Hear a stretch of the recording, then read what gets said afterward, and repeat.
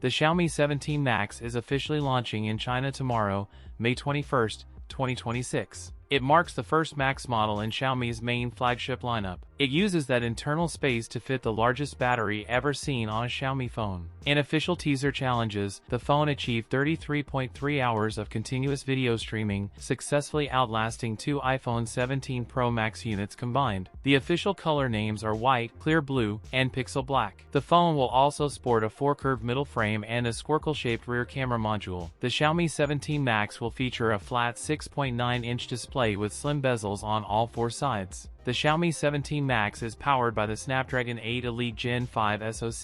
The Xiaomi 17 Max will feature a 200MP 1/1.4-inch Samsung HPX main sensor, a 50MP 1/1.95-inch Sony IMX8 series periscope telephoto unit, and another 50MP ultra-wide camera. Pack an 8000 mAh battery with 100W wired charging support. That's it for today's video. If you enjoyed it, don't forget to like, comment, and subscribe for more content. Thanks for watching, and I'll see you in the next one.